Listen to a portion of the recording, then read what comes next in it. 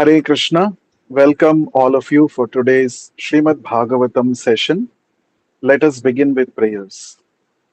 Nama Om Vishnu Padaya Krishna Presthaya Bhutale Srimate Bhakti Vedanta Swamin Niti Namine Namaste Saraswate Deve Gauravani Pracharine Nirvishesha Shunyavadi Paschatya Deshatarine जय श्री कृष्ण चैतन्य प्रभु नित्यानंद श्री अद्वैत गदाधर श्रीवासादि गौर भक्त वृंद हरे कृष्णा कृष्ण कृष्ण हरे हरे हरे राम राम राम हरे हरे नारायणं नमस्कृत्य नरं चैव नरोत्तमं देवीं सरस्वतीं व्यासं ततो जयमुदीरयेत् नष्टप्रायेषु अभद्रेषु नित्यं भागवत सेवया भगवति उत्तमश्लोके भक्तिर्भवति नैष्टिकी. Reading from Srimad Bhagavatam, Canto 1, Creation, Chapter 7, entitled The Son of Drona Punished. Text 55. Suta Uvacha Arjuna Sahasajnaya Harer Hardam Athasina Manim Jahara Murdhanyam Dvijasya Saha Murdhajam. Translation and purport by His Divine Grace Abhay Charanaраvinda Vishwaguru Srila Prabhupada. Abhay Charanaраvinda Bhakti Vedanta Swami Srila Prabhupada. Translation.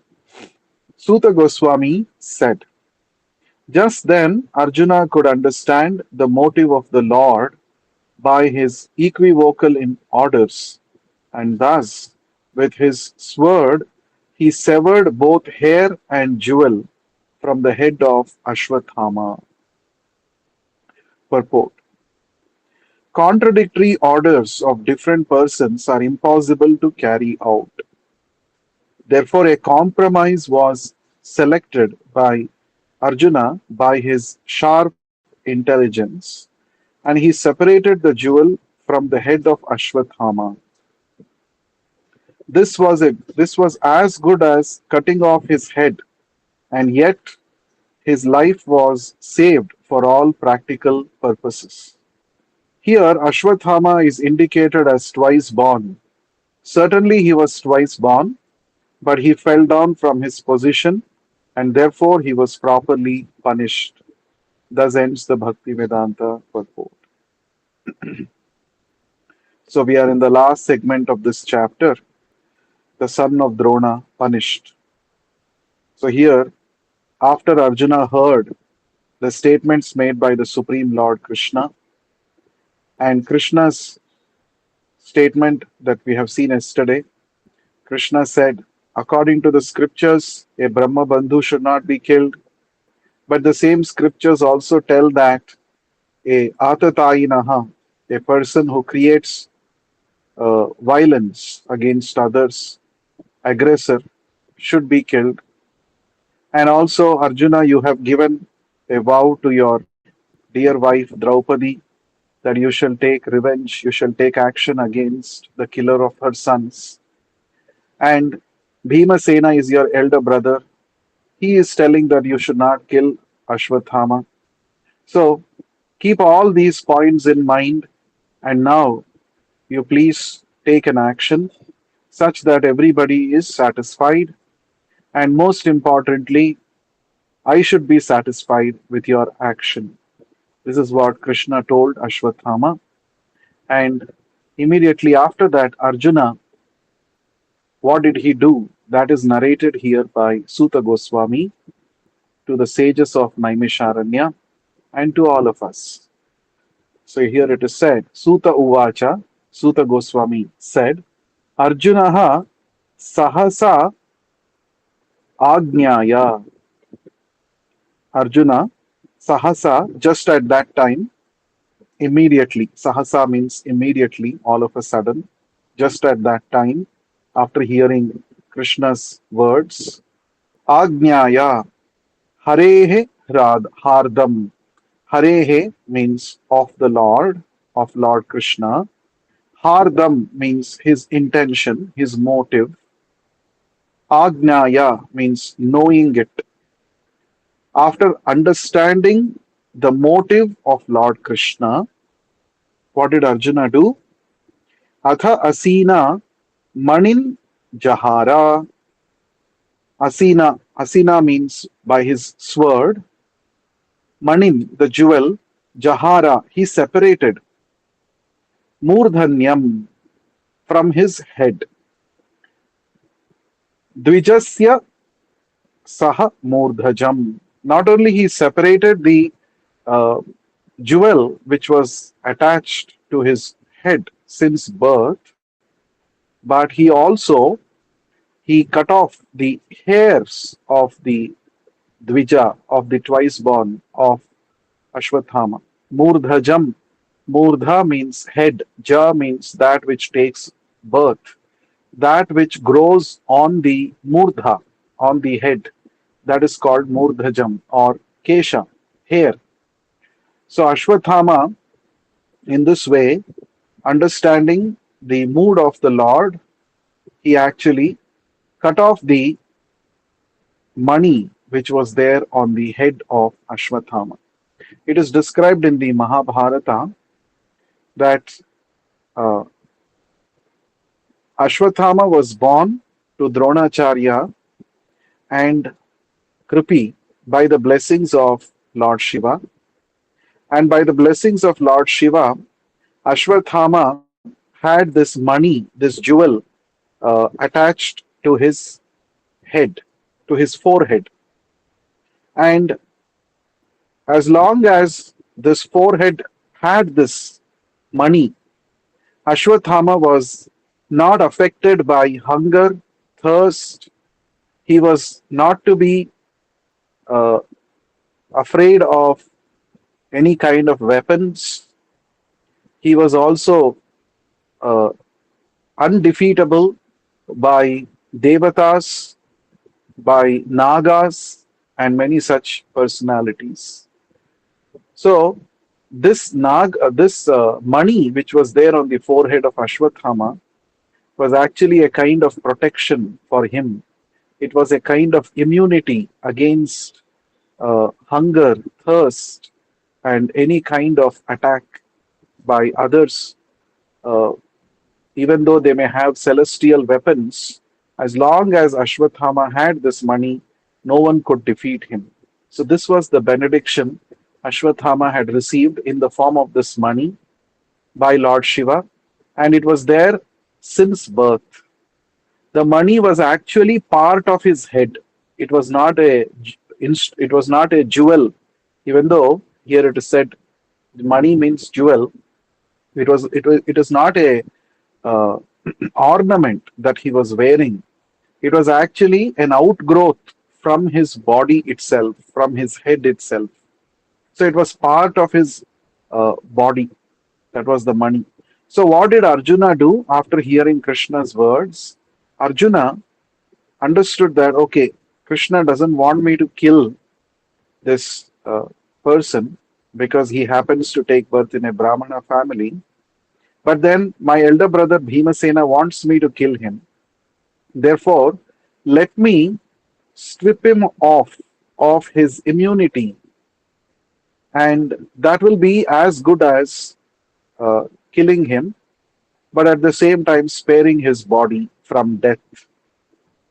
This was the uh, this was the middle path that Arjuna thought is wise. So Arjuna actually cut off the uh, hair also. Now, why did Arjuna cut off the hair from the head of Ashwathama? That was a way to insult him. So in the Bhagavad Gita also Lord Krishna says, Sambhavitasya chakirtir maranad atirachyate. For a person who is Sambhavitasya, who is from a respectable background, For him, Akirti means insult or infamy, is worse than death. So that is the principle which Arjuna applied here. Ashwathama was from a very good family and he was known as Dronaputra, Drauni. He was a very respectable person by everybody. And Arjuna thought, now the way to kill him for such a respectable person, insulting such a person is as good as killing him. Therefore, by using his sword, Ashwathama, uh, he actually shaved off the hair from the head of Ashwathama. Arjuna did this, and in this way, it was an insult for Ashwathama. A very similar thing we find in Krishna book also when um, this the brother of Rukmini Devi, Prince Rukmi, when he opposed Krishna's kidnapping Rukmini Devi. Actually, Rukmini Devi herself had written a letter to Krishna that she is not interested to marry Shishupala. And even her parents did not want her to be married to Shishupala. But because Rukmi, the elder brother of Rukmini, was insisting so much, and this Rukmi was actually the friend of Shishupala, and both Shishupala and Rukmi, they were like disciples of Jarasandha. Under the command of Jarasandha, Rukmi wanted to give his sister in marriage to Shishupala. And Rukmini Devi was not interested to marry Shishupala because she had already given her heart to Krishna. It is described very beautifully in the 10th canto of Bhagavatam. Rukmini Devi, since her childhood, she had never seen Krishna, but she was constantly hearing about the wonderful qualities and pastimes of Krishna by great devotees like Narad Muni, who would come to the palace uh, of uh, Rukmini Devi's, that is Kundinapura. Their palace was situated in Kundinapura, and so many saintly kings used to, many saintly devotees used to come, like Narad Muni. They would actually describe about Krishna, his pastimes.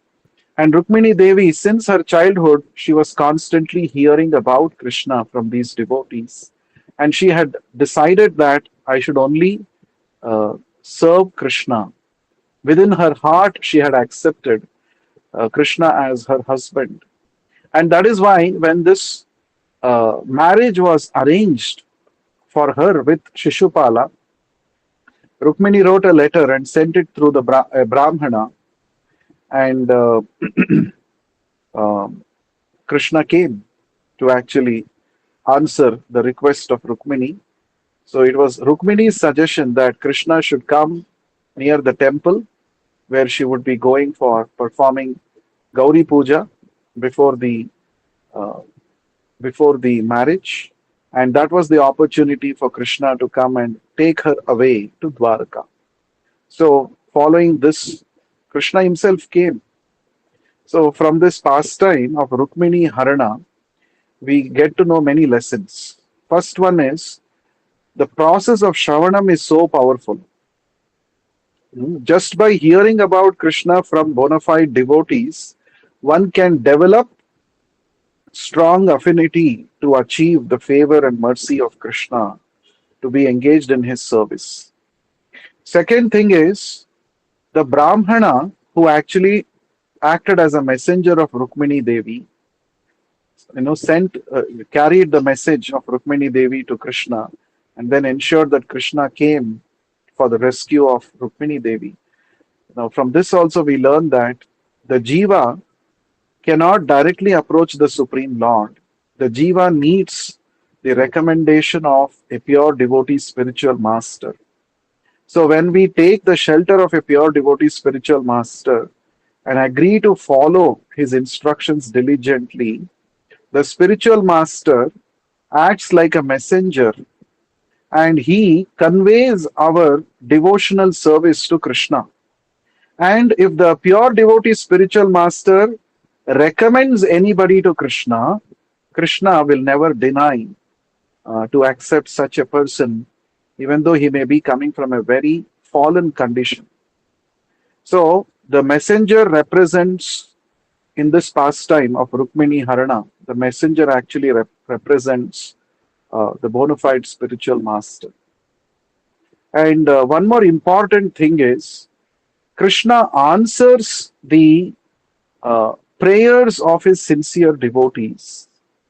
However complicated one may be, in however complex situations, complicated circumstances one may be stuck in, if one simply chants the holy name, if one simply follows the instructions of a bona fide spiritual master and engages in devotional service to the Lord will surely reciprocate. That is another lesson we learn from this Rukmini Harana. There are many lessons, but three important lessons that we can learn from Rukmini Harana is the power of Shravanam and the importance of accepting a bona fide spiritual master, and also the nature of Krishna, that how he gets attracted to sincere devotional service rendered by a devotee. So that time, Krishna kidnaps Mother Rukmini and he would be going back to Dwaraka. At that time, Rukmini's brother, Rukmi, he actually comes to challenge Krishna. So there is a fight. And in that fight, Krishna defeats Rukmini. And there will be a point when Krishna was about to actually kill this Rukmi. Krishna defeats Rukmi. And Krishna was about to kill Rukmi. At that time, Rukmini Devi, she requests the Lord, my dear Lord, please do not kill my brother.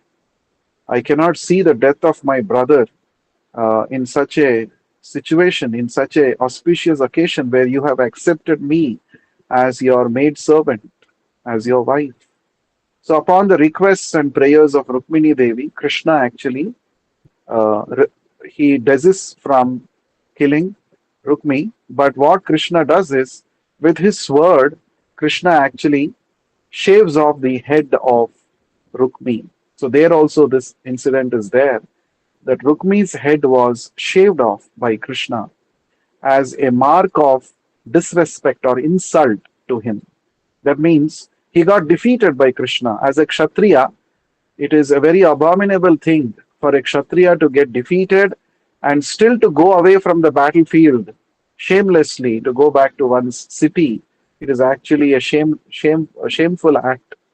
So, to insult Rukmi, Krishna actually cuts off the hair of Rukmi and he does not kill him. There's another incident, a very similar thing that is also mentioned in the Vanaparva of Mahabharata. We all know this one, uh, sorry, Dhritarashtra. Dhritarashtra had 100 sons and one daughter. So the daughter's name was Dushala. Now, Dushala, she was given in marriage to the king of Sindhu Desha, and his name was Jayadratha. You know, we have discussed about Jayadratha sometimes, many a times in our sessions. Jayadratha was the immediate cause for the death of Abhimanyu. When Abhimanyu was caught, when he entered into the Chakravyuha, it is Jayadratha who actually closed the passage of this Chakravyuha so that his uncles, the Pandavas, Yudhishthir Maharaj, Bhima, and all of them could not enter and they could not actually protect Abhimanyu. So in this way, Abhimanyu gets trapped into the Chakravyuha, and the immediate cause for this is Jayadratha. And we have also discussed how the next day Arjuna, with the help of Krishna's blessings, Arjuna kills Jayadratha. Now, this Jayadratha was actually the son-in-law of Dhritarashtra, the wife or the husband of Dushala. Now, this Jayadratha, he was humiliated in the Draupadi Swayamvara. We all know you know, there was a Swayamvara arranged by Maharaj Drupada uh, for giving his daughter Draupadi in marriage to a suitable Kshatriya. And the Pandavas were also there in disguise at that time, and and all the Kaurava Kuru warriors were also there, and many other kings and princes from all over the world had come to participate in this Draupadi Swayamvara. In fact, Jarasandha, such an old man, he was also there.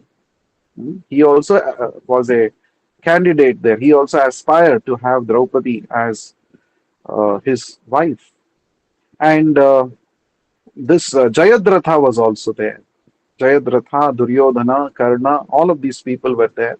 But none of them was successful in winning the hand of Draupadi by fulfilling the condition of the Swayamvara. And finally, Arjuna, he was successful and he gets to marry Draupadi. That time, Jayadratha, he was actually attracted to Draupadi in a very lusty manner.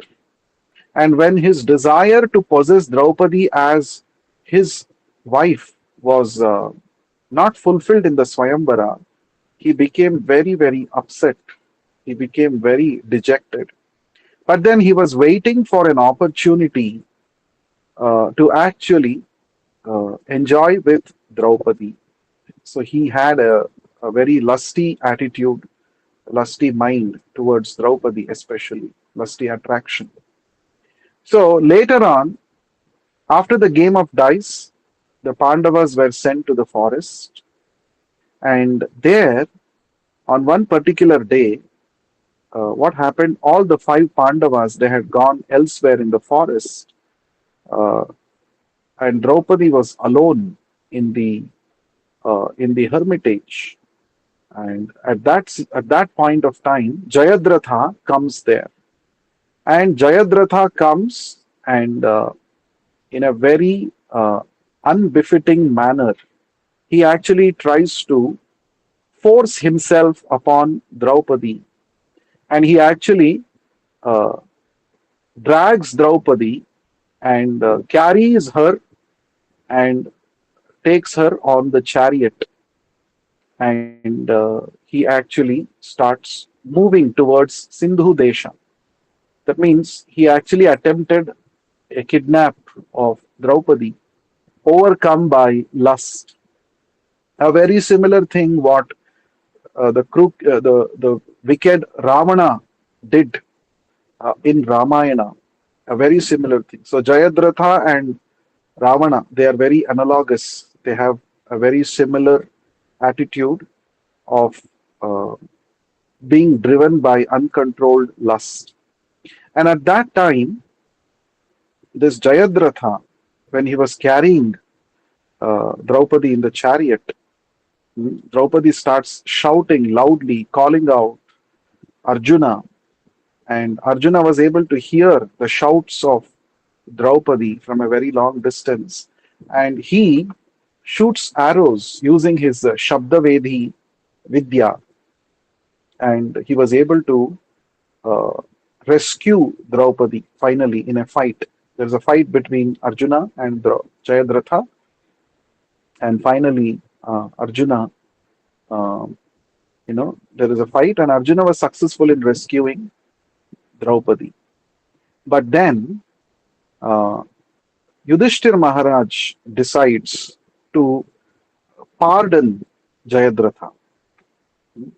Yudhishthir Maharaj says, this Jayadratha is definitely a very sinful person, and he has attempted to assault our dear wife, Draupadi. So, for this, it is definitely befitting that we should punish him, we should kill him. But then Yudhishthir Maharaj says, uh, Dushala is our dear sister, and he is the husband of Dushala. So I cannot imagine seeing Dushala as a widow. So let us not kill this Jayadratha. And then uh, Draupadi says, Yes, I agree with what Yudhishthir Maharaj is saying, but still we should give a punishment to him. What is the punishment for Jayadratha? The punishment is you should cut off the hairs of Jayadratha. So that time, Bhimasena, he does this work of cutting off the hair of Jayadratha, and he only leaves five shikhas on his head so that he is constantly reminded that he is living because of the mercy of the five Pandava brothers. So this was indeed a very big humiliation for Jayadratha. And because of this, Jayadratha never goes back to Sindhu Desha because he says, how can I am the king of Sindhu Desha. How can I actually show this defeated face to my citizens? What will they think about me? Dishonor is worse than death for a respectable person. So what he does is he actually stays in the forest and he worships Lord Shiva. He does tapasya to get some special powers and benedictions, which he later uses in the battle of Kurukshetra. So here, this is another incident in the Mahabharata, Vanaparva, where this shaving of the hair from the head of an enemy is considered to be as good as killing that person. So we have three examples. One is here Ashwathama's hair being shaved off by Arjuna.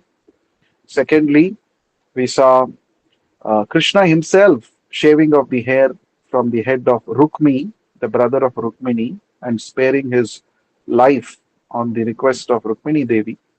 And thirdly, uh, this Bhimasena, he actually shaves the head of Jayadratha and leaves him humiliated, insulted, like that. So that is the principle. So during those days, one's reputation was more dear to a person than one's life. Hmm? In fact, in fact, for a kshatriya to run away from the battlefield, showing one's back to the enemy, is considered to be a very inglorious act. In fact, there are instances even in Kali Yuga, as long as recently about 500 or 600 years ago, this tradition was there, especially among the Rajputs and the Marathas. The Rajputs and Marathas, they're supposed to be the descendants of Kshatriya race, and in their community, it was considered that if a king or even a normal soldier comes back wounded on his back, if there is a wound on his back and he is running away from the battlefield and coming to his house, then his wife would not open the door. She would not open the door.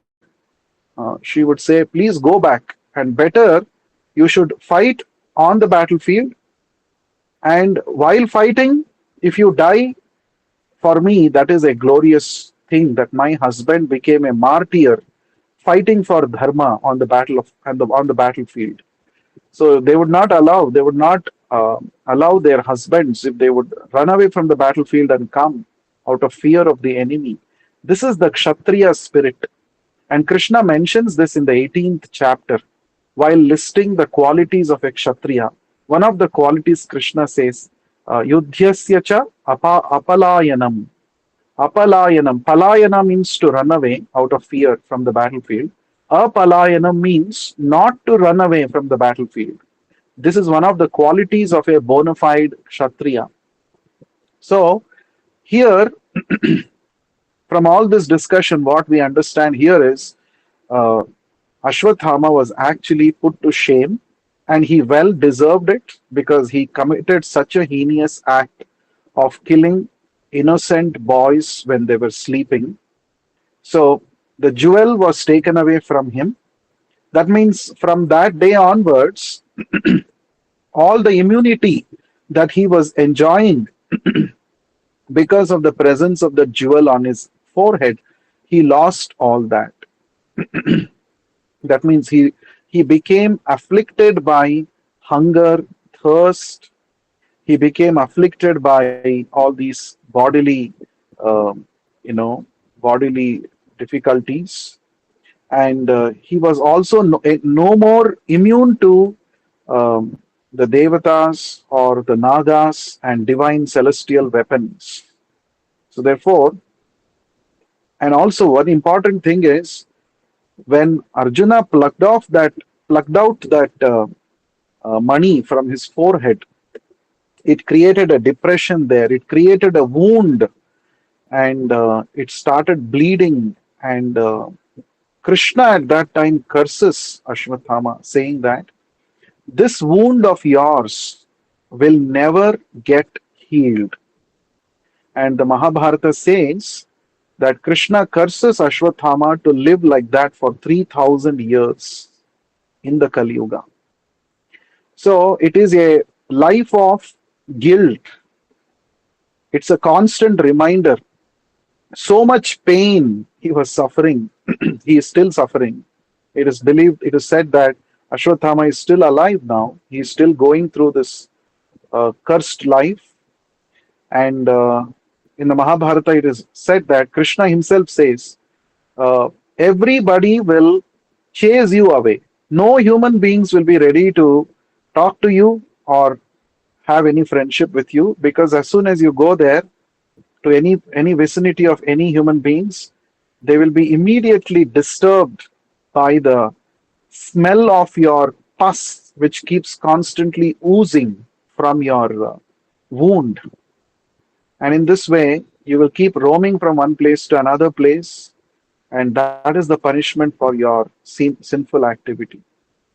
So, this is the kind of thing. So, that means when one commits a sinful activity, one is stripped of all his good qualities, body level, mind level, and of course, even as a on the spiritual level also, one loses all one's good qualities.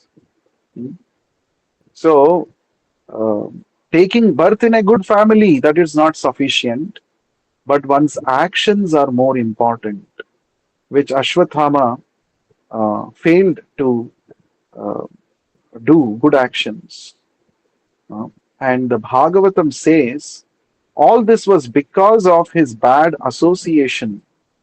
Even though he was a son of a Brahmana, he had a wonderful opportunity to become spiritually advanced. But because he sided Duryodhana, he became a friend of Duryodhana, he actually lost all his good qualities. And he had to suffer such a terrible fate, uh, that he has to live with this kind of a cursed life. On the contrary, it is mentioned in the fifth canto of Srimad Bhagavatam, a very beautiful verse which Prabhupada quotes many a times. Yasyasti bhaktir bhagavati akinchana sarvair gunais tatra samasate suraha harav abhaktasya kuto mahad guna manorathe nasati dhavato bahihi. The meaning of this verse is, as soon as one becomes a devotee of the Supreme Lord Krishna, one actually acquires all the good qualities which are to be found even in the devatas. Just by becoming a devotee of Lord Krishna, one can actually develop all good qualities. And the same verse also mentions, if one is not a bhakta of the Lord, of Hari, then all the so called good qualities that he might be displaying, which people of this world, materialistic people, might be appreciating, they are only a show of his mental speculation. That means they don't have a solid basis.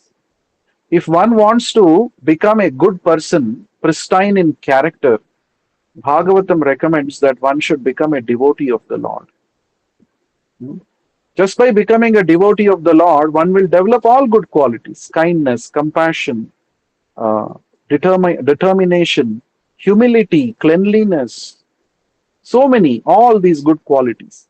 But if a non devotee possesses all these good qualities, they are simply temporary. They are not real good qualities. I'll give you an example. Suppose there are many people who are not devotees of Krishna, but they say that we should be kind towards pets. We should actually take care of cats and dogs. These are our pet animals. We should nicely take care of them, show them love and affection. They make so many videos and reels on the social media that how they are so affectionate towards their pets. So they say these pets also deserve our love. They're also living beings. Like that, they talk big things. But the same people, they kill other animals and eat their flesh. So they eat cow, they eat sheep, they eat chicken, all of these things. So what happened to your love and affection for the animals? So according to them, only cats and dogs are pets, and they are to be protected. They have to be shown affection and love. But this cows and sheep, they don't deserve any love and affection. So this is their duplicity. So when a non-devotee talks about so-called compassion and non-violence, this is called manoratha in the Bhagavatam language. Manoratha means he is simply being driven by his mental concoction. Based on his convenience, sometimes he displays compassion towards some people, towards some living entities, and sometimes the same person loses all compassion towards another living entity, again for his own convenience. That means, convenience sake, I will show compassion to some selected species, and when it is not convenient for me, I don't mind killing them, killing another set of species and eating them. So this is their so-called good qualities. Therefore, Bhagavatam emphatically says, Harau abhaktasya kuto mahadguna. A abhakta, a person who is not a devotee of Hari, uh, has no good qualities whatsoever. Don't get carried away by the so-called display of good qualities by non-devotees. It is simply their mental concoction. It is simply based on their circumstantial conveniences. This is very important. We should understand this. Uh, so here we see, on the contrary, so much debate and discussion is happening among the Pandavas. Even though they know Ashwathama is the murderer, so much debate and discussion is happening. Should we really kill Ashwathama? Hmm? This is the consideration of a devotee. Uh, it's not that Arjuna immediately said, yeah, I have my famous Gandiva bow and I know so many celestial weapons, and this is the fellow who has actually killed our sons, and immediately let me kill him off and end the matter there. No, he did not use his power recklessly like that. He was so compassionate even to his enemy. He was so kind and considerate. This is the meaning of becoming a devotee. This is the meaning of pure devotee. Pure devotee is very compassionate, kind, and considerate. He does not recklessly use his power and position. So, there is a gulf of difference between the compassion displayed by a pure devotee of the Lord and the compassion, circumstantial compassion displayed by a non devotee. A devotee's consideration is all living entities are parts and parcels of Krishna. Therefore, I should not say that only cats and dogs I will show love and affection and I will kill the other animals in the slaughterhouses. Krishna will not be pleased. So, for a devotee, in every decision in his life, the point based on which he takes a decision is whether Krishna is pleased or not. That is his only concern.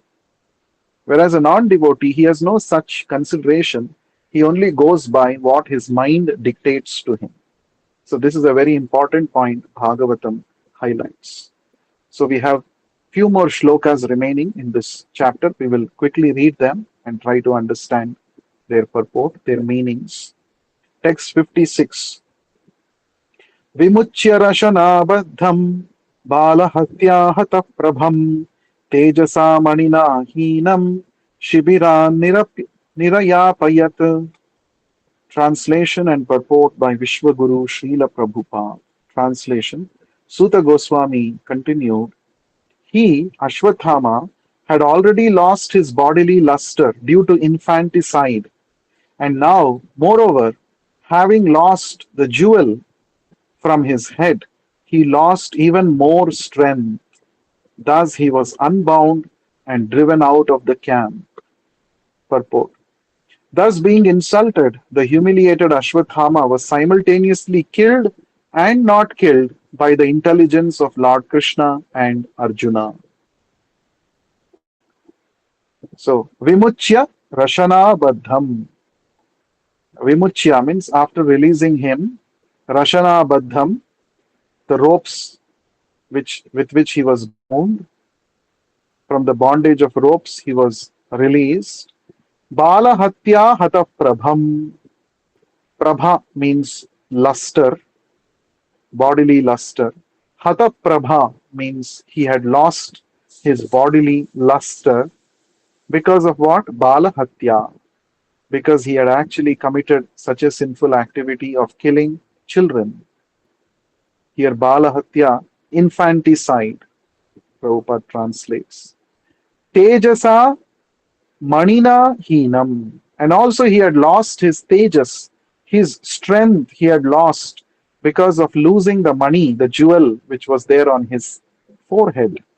And so in this way, Shibirat Nirayapayat, he was driven out of the Shibira, out of the Pandava camp.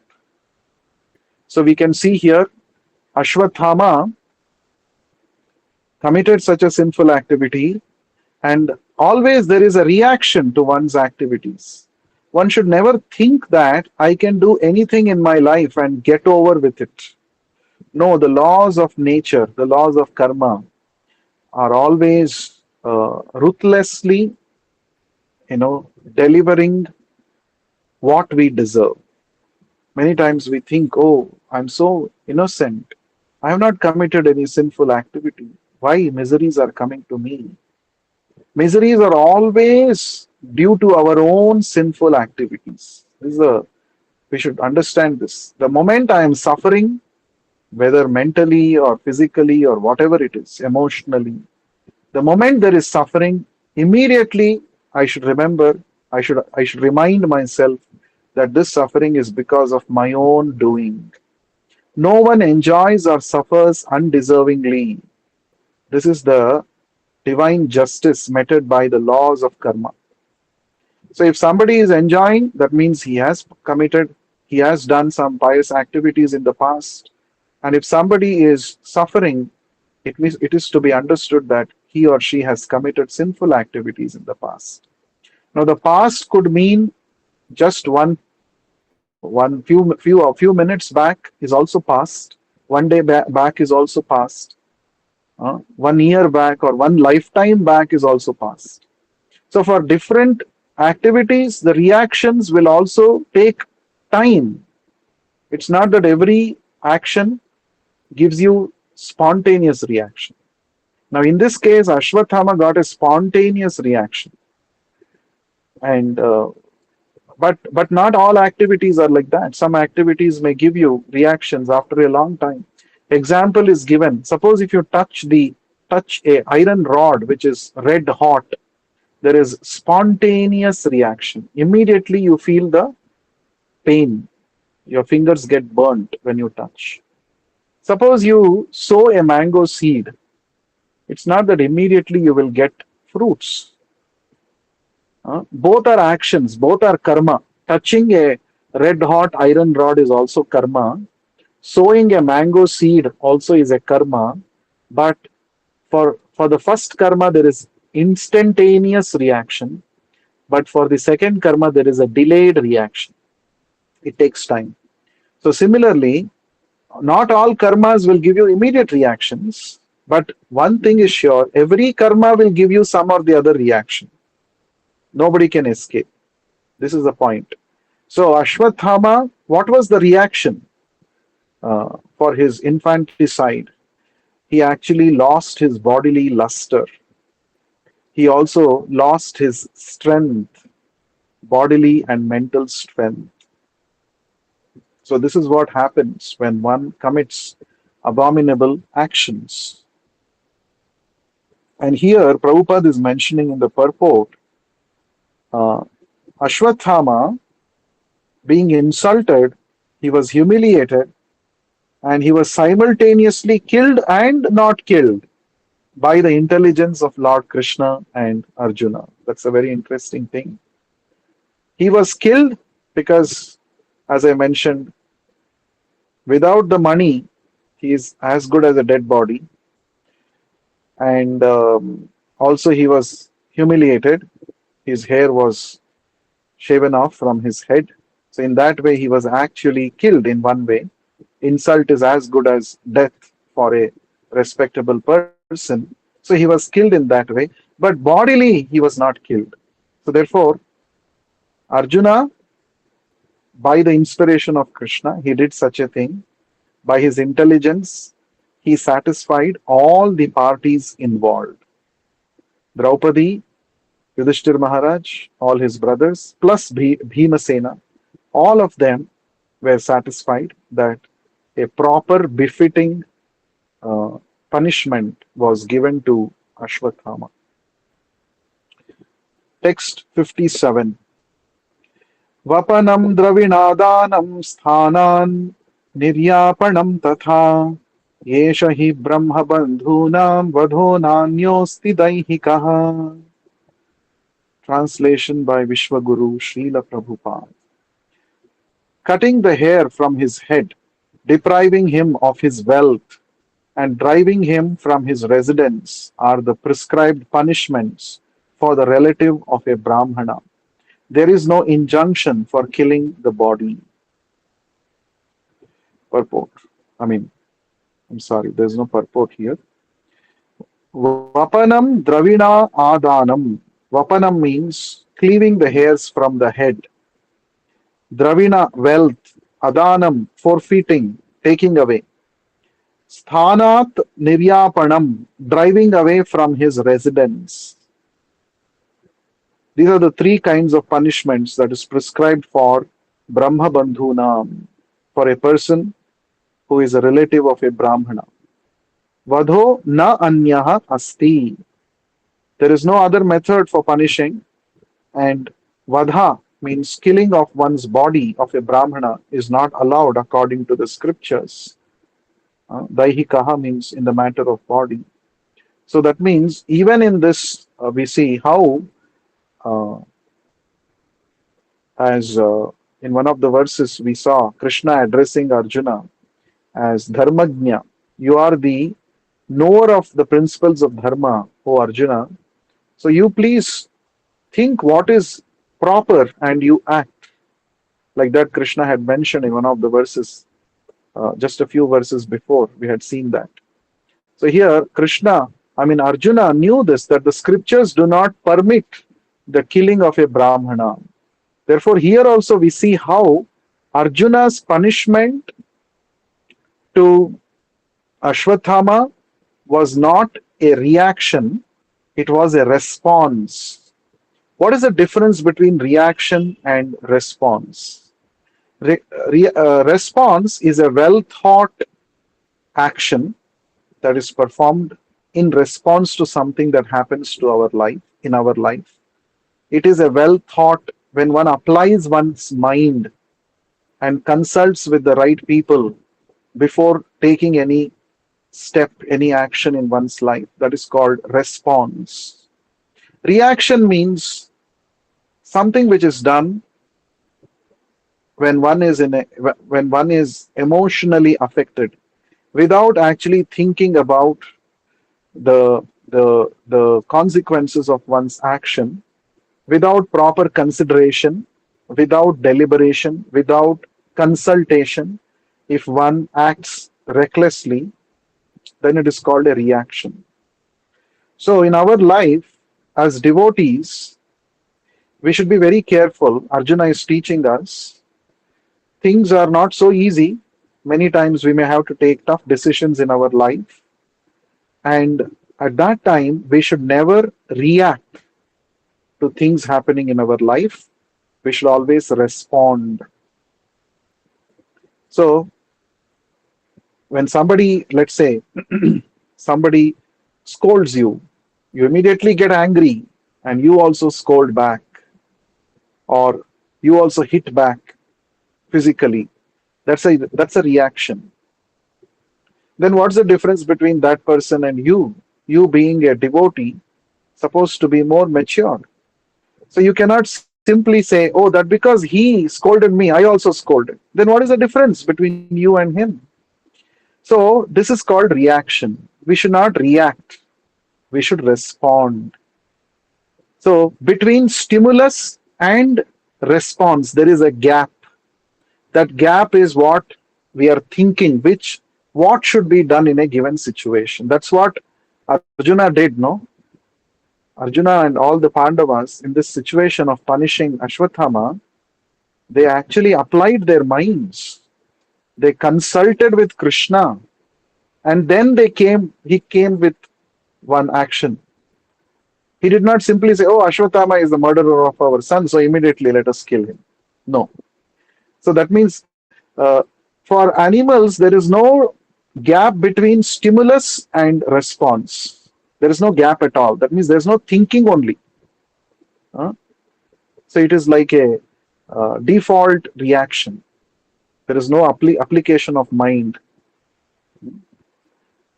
So they follow instincts. Animals follow instincts, fight or flight. In any given situation, they either fight. If they find that they are powerful than the opponent, they fight back.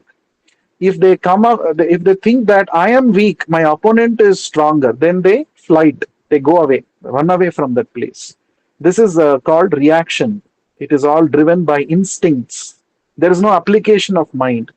But human beings, we are not supposed to be like that. We have developed intelligence. We have higher consciousness. We have to see a given situation from different angles. We must consult Guru, Sadhu, Shastra. This is our standard. Before taking any decision, it may be a very insignificant thing or it may be a very big decision. We must actually consult what is the scripture saying in this connection. What is Krishna saying in the Bhagavad Gita with regard to this? If I don't know, I should go and ask the devotees. So, Guru, Sadhu, Shastra. This is our standard. Based on the knowledge that we gain from this standard authority, we have to give a suitable response to a given situation. That is what Arjuna is teaching us from this entire incident. Let's see the last shloka of this chapter, text 58. Putra shokatura sarve pandava saha krishnaya svanam hritanam yat krityam chakrur nirharanadhikam. Translation by Vishwaguru Srila Prabhupada. Suta Goswami continued, thereafter the sons of Pandu and Draupadi, overwhelmed with grief, performed the proper rituals for the dead bodies of their relatives. Thus end the Bhaktivedanta purports of the first canto, 7th chapter of the Srimad Bhagavatam, entitled The Son of Drona Punished. Putra Shoka Aturaha. Putra Shoka. Shoka means bereavement, lamentation. Putra, sons. There is a saying in Sanskrit, Subhashita, Putra Shokam Nirantaram. For the parents, the loss of their child, son or daughter, it is actually a lifelong lamentation for them because of their affection towards their child. If the child dies in the presence of their parents, throughout their life, every now and then they'll remember their child and now they're reminded that the child is no more there with them. So it is a shoka, it's a lamentation. They become bereaved. So this is called Putra Shoka. So all the Pandavas, including Lord Krishna, here it is mentioned, Saha Krishnaya, along with Krishna, they were all bereaved. They were all they had heavy hearts when they saw the dead bodies of the five Upa Pandavas, the sons of Draupadi and the Pandavas. Putra Shoka Aturaha. Atura means overwhelmed. They were overwhelmed with the loss of their children. Sarve Pandavaha, all the Pandavas, the sons of Pandu Maharaj. Saha Krishnaya. Now here, Krishnaya refers to Draupadi. Prabhupada translates it as Draupadi here. Saha Krishnaya, along with Draupadi. Was Krishna not lamenting the death of the Upa Pandavas? Of course, Krishna also, he also would have shown uh, his uh, shoka. But then, the way the living entities are affected, Krishna will never get affected like that. Because Krishna is always situated on the spiritual transcendental platform. So we become attached to people in our lives, and when they are no more with us, we become, uh, we are filled with sorrow. But Krishna is not in this kind of an ignorance. This is very much evident when you read the second chapter of Bhagavad Gita. So Krishna is situated on the spiritual reality. So he says that everybody is a jiva, everybody is my part and parcel, and they have taken on so many bodies in the past, and now also there's another change in the body. So birth is nothing but accepting a new body, death is nothing but giving up the body. Just like morning, you wear a new shirt, and in the night, next day, you keep a, you uh, remove the shirt and wear a new shirt.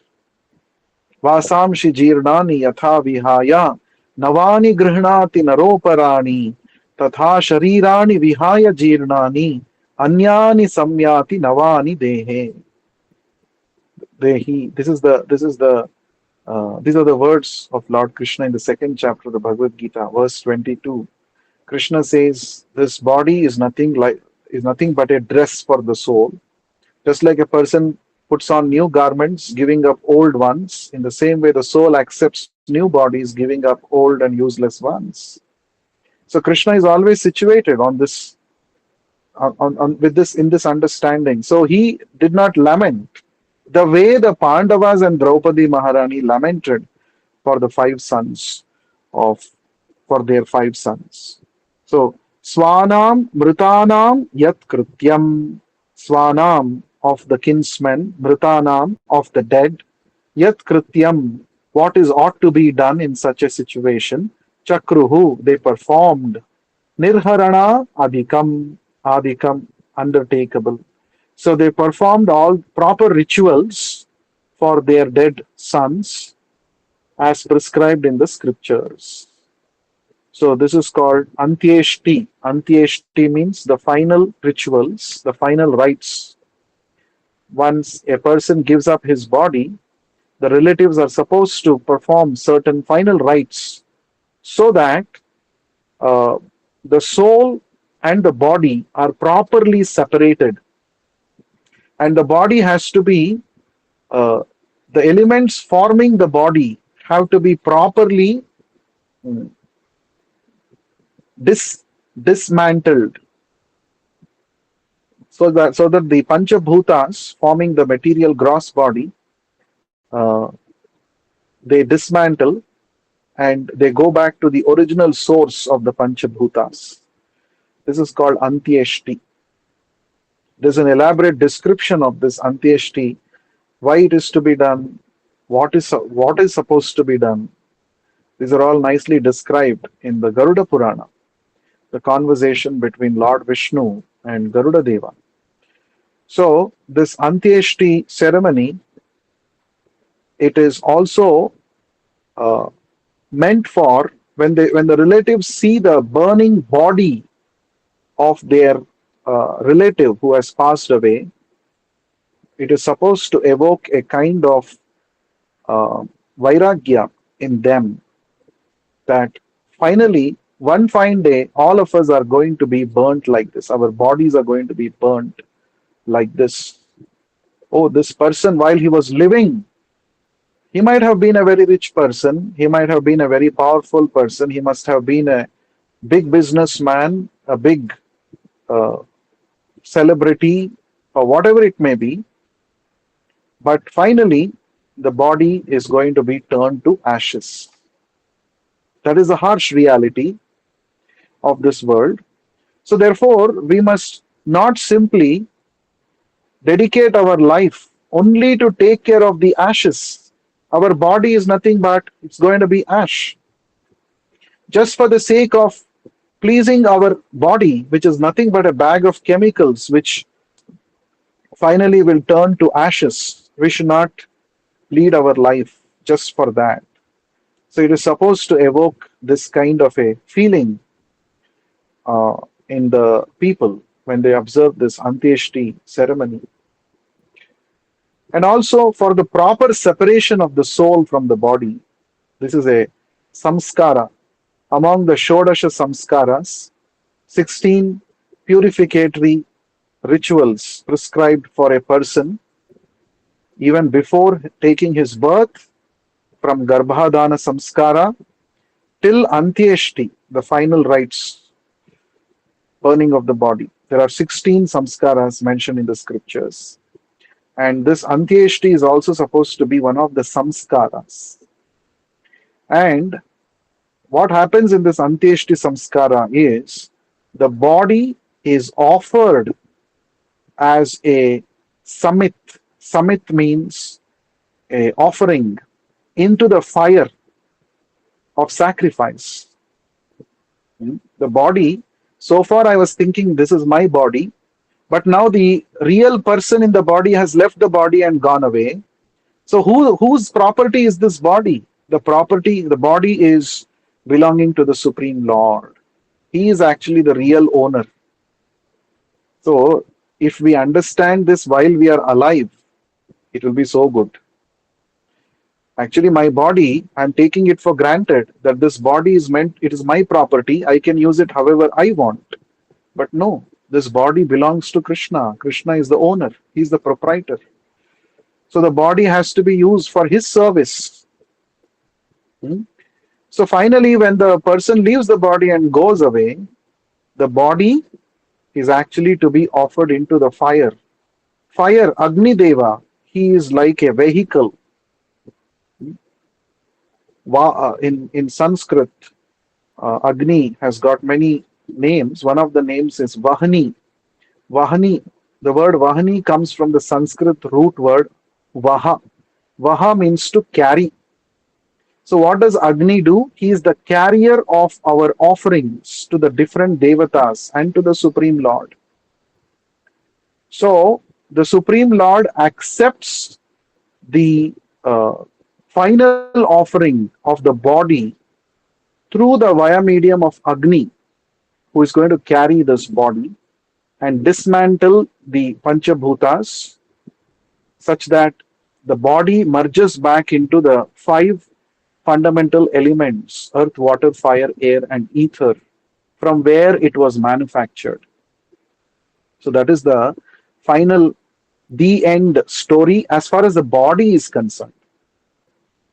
As far as the soul is concerned, the soul continues to live even with beyond this body. The soul, for the soul, there is no birth nor death. Na hanyate hanyamane sharire. Krishna says in the Bhagavad Gita, when the body is slain, the soul is not slain. So we are that soul, we are not the body. So for a pure devotee like acharyas, pure devotees who have completely dedicated their life for the service of the Lord, their body is no more material. Therefore, their bodies are not burnt at the time of death. Hmm? Their bodies are worshipped by preserving them in samadhi because their body was completely utilized in Krishna's service. Their body is not a material, it is not made up of material elements. They've all become spiritualized. The body has become spiritualized. Uh, Therefore, for pure devotees and the acharyas and sannyasis, the body is not burnt, but the body is buried. And above that, a samadhi is constructed, which becomes a place of worship. So when we go to Vrindavan, especially uh, in the courtyard of Sri Radha Damodar temple, we see innumerable samadhis of the previous acharyas, and they are all very, very worshipable. Generally, a crematorium or a cemetery, it is actually considered to be very negative in vibration. But in Vrindavan, you will see the bodies of these acharyas are buried inside the temple compound where the Lord is worshipped. That means actually the samadhis of these acharyas, they emanate spiritual vibes. So even today, when devotees go and visit Vrindavan, visit these samadhis, one can actually get spiritual inspiration, spiritual vibes. So that's the difference between a pure devotee's body and an ordinary person's body. In Vrindavan, we also have the samadhi of our beloved spiritual master, Vishwaguru Srila Prabhupada, right in front of Sri Krishna Balaram temple, ISKCON temple, which he established. So we go there, we bow down our head in front of Prabhupada, seek his blessings and inspiration, because Prabhupada is eternally living. Pure devotees do not die with the body, they eternally live. And their body, because they utilized it completely in Krishna's service, their body is also spiritual and worshipable. That is the principle. So, this chapter is concluding with how the Pandavas, they were overwhelmed with grief. So, one point to be noted is even though they were suffering so much grief personally, they did not give up the path of dharma, even when it came to punishing the murderer of their own sons. That is the greatness of Pandavas. Why is Krishna mad after the Pandavas? It is because of this reason. Why Krishna became a messenger for the Pandavas? He became the chariot driver for the Pandavas. Why Krishna became, Krishna took the responsibility of doing menial services. When Yudhishthir Maharaj performed Rajasuya Yajna, Krishna took up menial services like washing the feet of the saintly persons who had come there, and also taking the eaten plates on which the leaf plates on which the saintly people had eaten, had prasadam. Krishna personally did the service of taking those juta plates. Krishna did all this. Why did Krishna do this? Because of his affection towards the Pandavas. Why he was so affectionate towards the Pandavas? Because from this one incident we understand, even in such an overwhelming situation, the Pandavas and Draupadi Maharani did not give up the path of dharma. They did not want. They were very. Um, they did not want to do something which is not acceptable by Krishna. This is how a devotee should be always. Many times we may think, oh, why so much doubt was there in the Pandavas? Actually, only those people who want to lead their life based on principles, only they get into dilemma. Only Arjuna got into dilemma on the battlefield of Kurukshetra. Duryodhana's party, there was no dilemma in anybody's mind. Especially Duryodhana and his brothers had no dilemma. Should I fight? Should I kill my own brothers for the sake of kingdom? This doubt did not come at all in or his brothers. This doubt came only in Arjuna. Of course, it also came in the mind of Yudhishthir Maharaj. So, those who want to lead their life based on the principles, based on higher principles, they often get into dilemma. We should not think dilemma is a sign of weakness. Dilemma only shows that you are very considerate. You want to ensure that you are doing the right thing. And if one is a devotee of the Lord, even if one gets into such a dilemma, the Lord always intervenes and gives right guidance through Guru Sadhu Shastra and resolves all the dilemma so that the devotee gets proper clarity. Therefore, we should all study Srila Prabhupada books every day because this is not an ordinary knowledge, it is transcendental knowledge.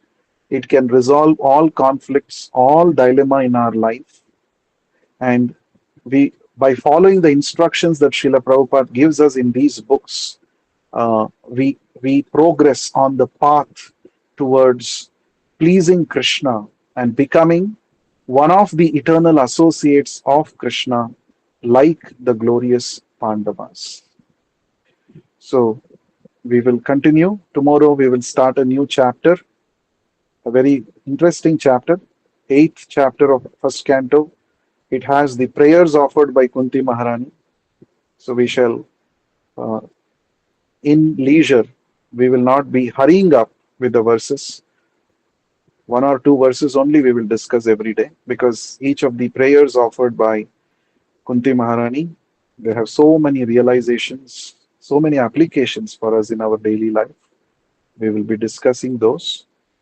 So we will continue in the next session. Thank you very much for your valuable time.